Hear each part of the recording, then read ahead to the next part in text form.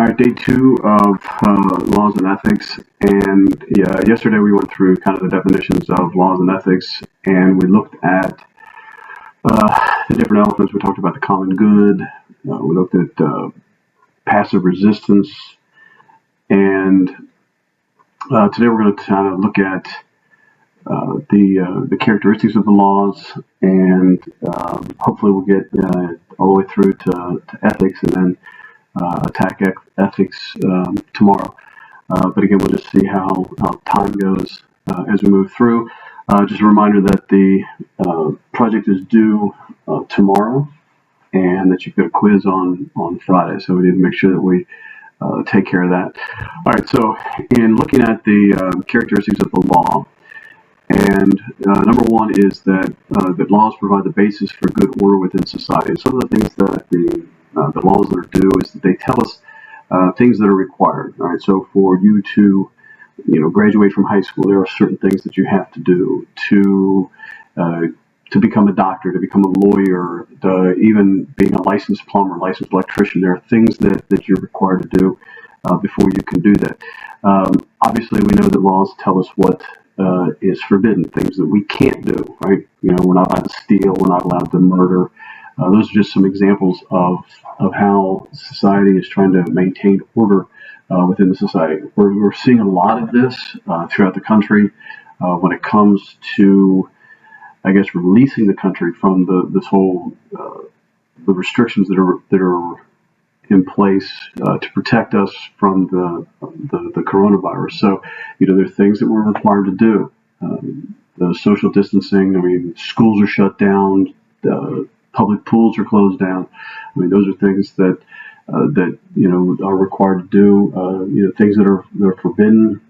Gatherings of more than 10, mass gatherings. I mean, if you've got a brother or a family member that's graduating, I mean, you can't have these mass gatherings, and that's one of the issues that we've had. I mean, sporting events. So these are things that they're doing. Again, it's to try to maintain order within society, to protect society for the common good, which we've already talked about. When we talk about things that are forbidden, again, it could be because of the different particular community. That's you look at the states right now. There are different restrictions. Indiana has its different set. Kentucky has a different set. Ohio has a different set. So these are things that address the different regions that exist. And I already mentioned things about professions, things that you can and cannot do. There are things that teachers can and cannot do. I mean, when you meet with your mentee or your mentor, you have to, Mr. Hydord has to be invited into the virtual meeting because they don't want people to be harassed and inappropriate things being said and done and things like that. So I mean, there's all kinds of things that are required, and that kind of leads to our ethics. Then we'll talk about that a little bit later. Again, members of institutions kind of relates to the idea of schools as well. And then you also have clubs that they can. The thing is that because they're private institutions, they can have some restrictions, but not always. There have obviously been federal lawsuits that have been filed.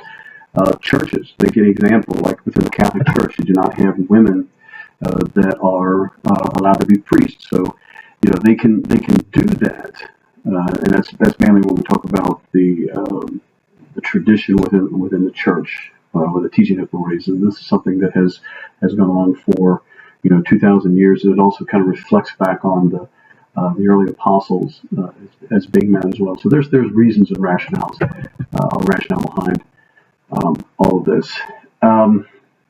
Again, laws are meant to protect the welfare and rights of individual members of a particular community. All right, so again, there's protection, there's the rights of individuals, and sometimes that we may not like some of these rules and regulations.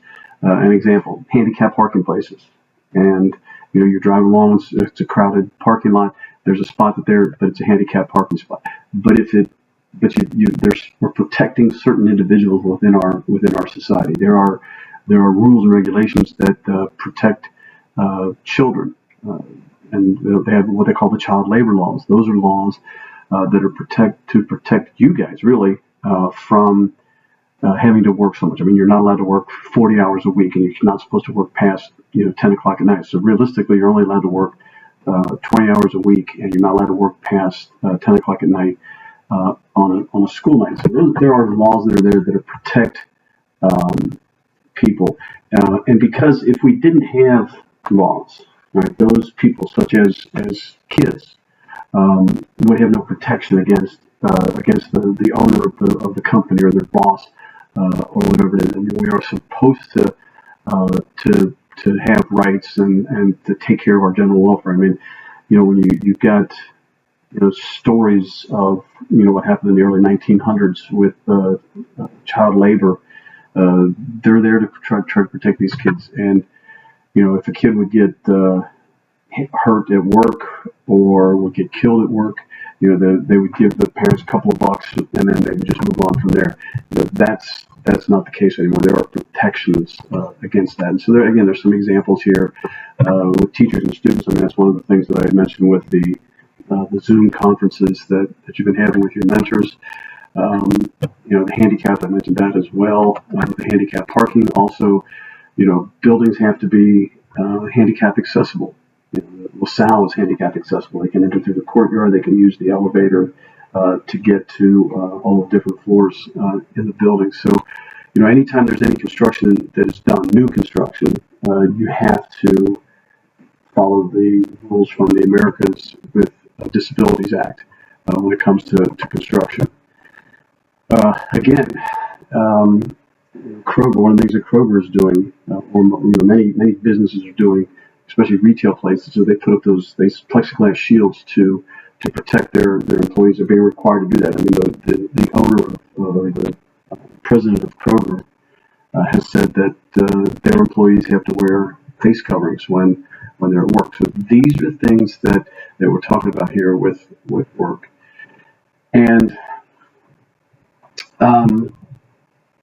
sometimes, when we talk about the common good, and we're dealing with individual rights and welfare, this is, I guess, one of the things that we could say here is that when they talk about not having the mass gatherings, the church services, that the good of the people sometimes outweighs the right to freedom of expression, and so like I said before with the idea of you can have the free practice of religion, but you also can restrict that free practice of religion if there's a threat to the safety and security of the people.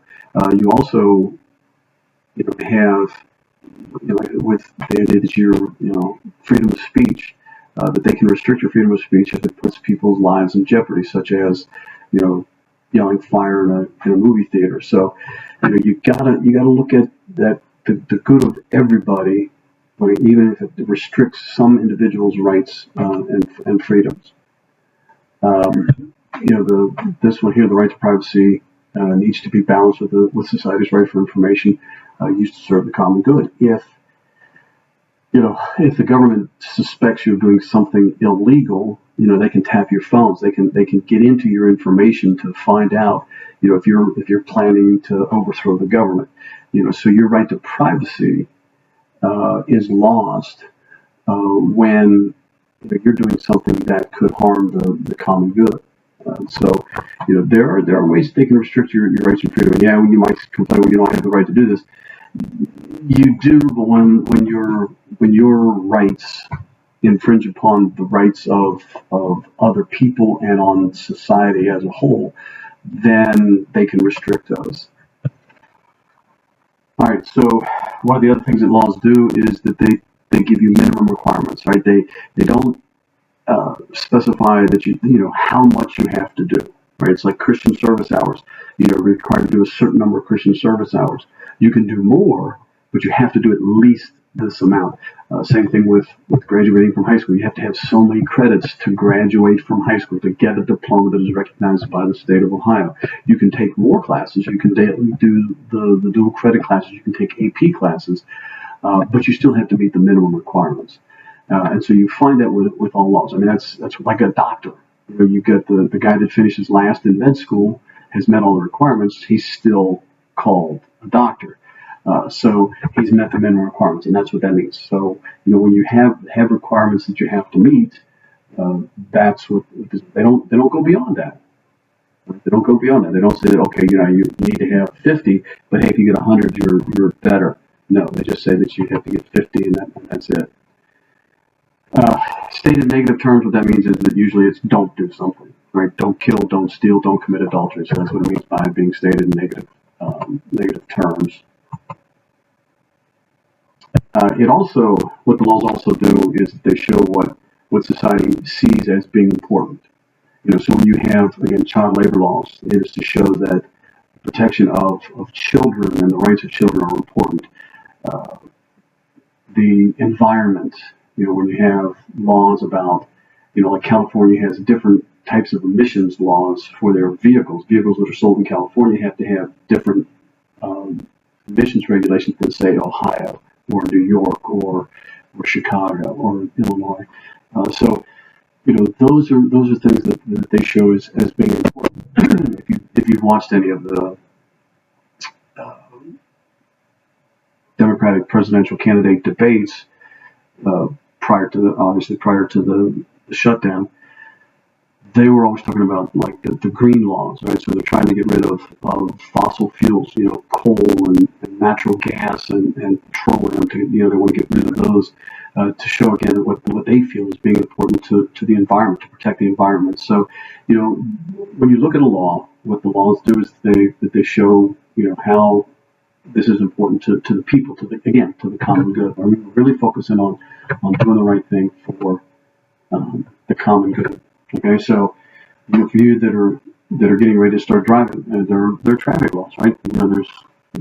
There's speed limits, right, to protect society. Not only do they protect the people that are in the other vehicles, but it's also there to protect you. Seatbelt laws. Sorry about that. Seatbelt laws, again, try to protect the passengers in the vehicles. Now, it might be a hassle, yes. You might feel like you're being restricted. But again, society sees this as being important to the health and welfare and the well-being of the people, the common good.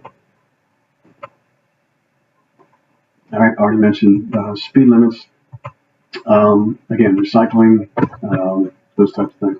All right, the next thing, and this one is kind of complicated. We could almost take an entire course on natural law. So we're going to kind of look at this and give you the basics, or give you the fundamentals, because that's what we're talking about here when we talk about fundamentals. But when we talk about natural law, basically what natural law is that these are common held practices, beliefs that everybody can accept them. Right? It's not, you don't have to be a Catholic or a Methodist or a Baptist or a Jew or a Muslim to be able to figure out that, you know what, that's right, that's wrong. No, these are things that are so basic that everybody can figure it out. I mean, you don't have to be, an American. You don't have to be European. It's everybody. It's universal, basically. That's what we mean by natural law. So when you look at other countries of the world, they have laws against murder. They have laws against stealing, because society realizes that those things are wrong. Okay, so excuse me. And so again, the way they go about this is that they look at human nature, and through the discovery of human nature, or through the study of human nature, we can figure out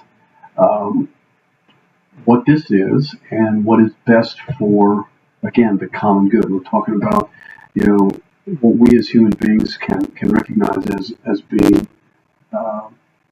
good or bad. Okay, so right there it says, by examining human nature, the natural approach to morality discovers basic principles that should govern human conduct. So that's pretty much natural law in a nutshell. In Scripture, and Jesus talked about the idea that the laws are written on their hearts, and you don't have to have a code of laws. It's just something that you can figure out as a human being, as an individual, that this is wrong. And so, we have basic rights, right? We're called inalienable rights, right? These are rights that all people possess because we are human beings. John Locke, if you remember going back to John Locke said that we have the rights of life, liberty, and property. We have in the Declaration of Independence the right to life, liberty, and the pursuit of happiness.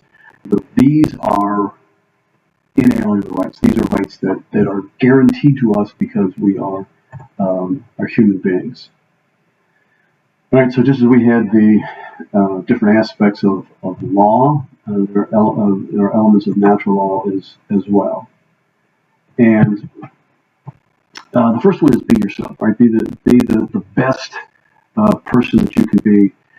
We all have talents, we all have abilities, and that's who you are. And don't try to be something that you're not. I think I've used the example of the kid from Roger Bacon High School, who was the defensive back. He was 5'6", and he sued Roger Bacon High School, the Archdiocese of Cincinnati, and head football coach because he didn't get a Division I scholarship for football.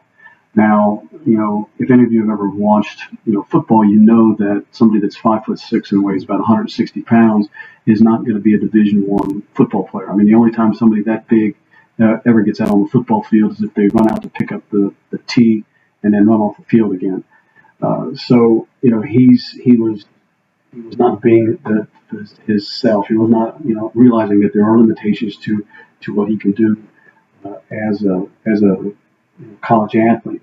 So it's the idea that whatever your talent is. So if you're going to be a doctor, be the best doctor that you can be. If you're going to be a plumber, be the best plumber that you can be. If you're going to be an electrician, be the best electrician that you can.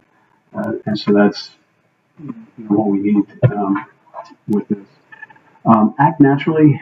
This is one of the things that the church wrestles with when we're talking about all the transgender and homosexuality. And not that they condemn these individuals, but we talk about the church's teachings on homosexuality. It's not wrong to be a homosexual; it's just wrong to engage in homosexual behavior. So, in the eyes of the church, this is not how God intended human beings to act. I mean, it goes against natural law, right? That created man and woman, for a reason, and that's where the church comes up with their teachings. There are a lot of things that the church has with regard to natural law as to the way humans are supposed to act, and so this is something that we need to reflect on as to how we behave as human beings. Again, it depends upon how we treat other human beings as well. And the third one is, again, following human nature. What it means to be human. This is it's just something that we look at and how we're supposed to behave. And we look at this and we say, this is not the way human beings are supposed to behave. So when you hear about genocide that's going on in other countries, or the way that people are being cast aside because they're either a different race or of a different religion. This is not how we should treat other people. This is why we talked about respect and justice, and that's where we get into these principles about human conduct. Okay, so the idea here is that we can figure this out. We can look at human nature, right? It's the study of human nature, and that's what reason is, that we can sit there and study this and we can figure out that this is not the way humans should act. If you watch any of those shows on TV, like shows like Criminal Minds, where you've got these individuals that excuse me, that are destroying lives, and the way that they go about doing it. This is not the way people are supposed to act, and we can figure this out by looking at it and looking at what is going on. The key word here is goodwill. all right, or the key phrase here, the two words that are important on letter H, is that when it talks about people of goodwill, okay, so Saddam Hussein or Vladimir Putin or Kim Jong Un would not be considered, maybe somebody of goodwill. And so people of goodwill, we can figure out the purpose of speech, right? We can understand that you shouldn't be joking about, having a gun in your luggage in an airport or on an airplane. We have the right to do whatever we want, but there are consequences to that with regard to free will. So, the thing is that people of goodwill, we can look at society, we can look at our world, and we can discern through reason, the idea of natural law, how humans should act. I mean, it's kind of a frightening thing. What's going on in Cincinnati right now is that we've already got 30 homicides in the city as of right now, and that's one of those things where you can shake your head and say that's just not right. But that's something that's natural law. I mean, we can figure that out. We can all figure that out. All right, so we already talked about reason as the way to come about gathering, figure out truth.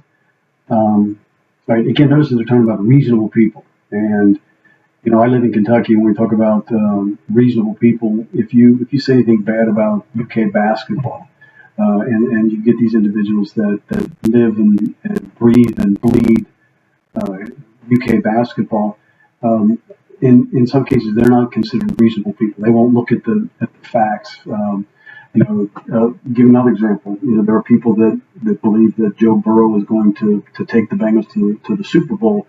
But when you look at the Bengals don't have an offensive line. They don't have. They need linebackers. They did pick up some defensive backs.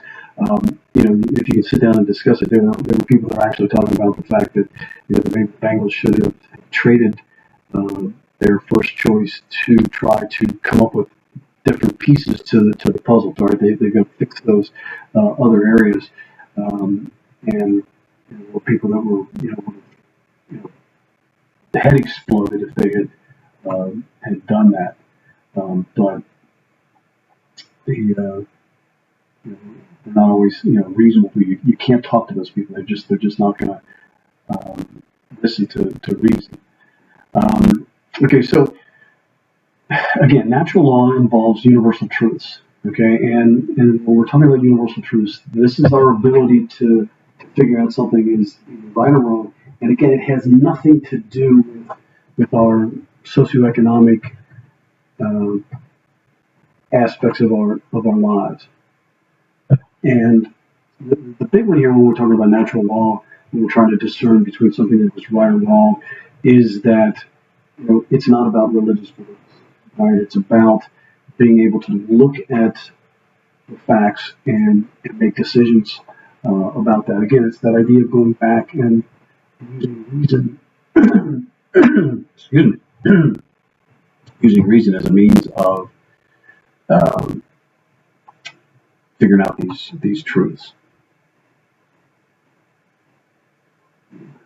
All right, so when we talked about morality at the beginning of the course, we talked about how does it bring me closer to God, does it move me further away?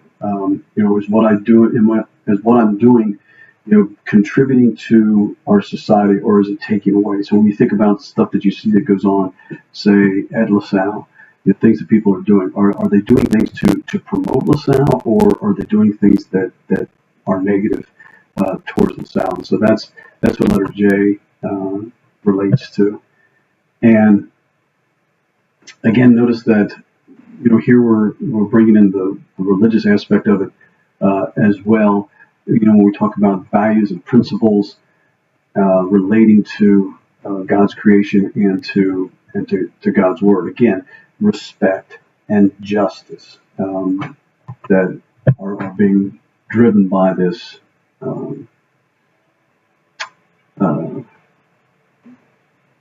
mode behind the respective beings to the laws. And when we were talking about the theological virtues of faith, hope, and love, we said that love was the greatest of the three theological virtues and the cornerstone of all of the virtues. That's what letter L is for that. The Paul's first letter to the Corinthians is related to just that. So if you get a chance to take a look at that, I will post this video on Moodle, and that's going to be the end for today.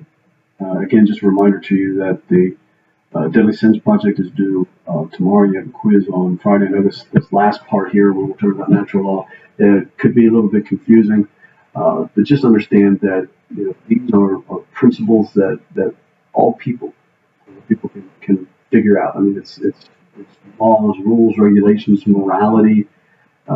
It's just that these are things that you don't need to be a college professor or a priest or the Pope to figure this all out. This is all something that we can all figure out. And we can do this through reason. It transcends race, color, creed, nation of origin. It's something that everybody can figure out, and it is one of the fundamental forces behind moral teachings within the Catholic Church over the last 2,000 years. All right, so I know this one was kind of long. Hopefully you can bear with it. And just a reminder that we'll have that quiz on Friday. You've also got your project due tomorrow. So you guys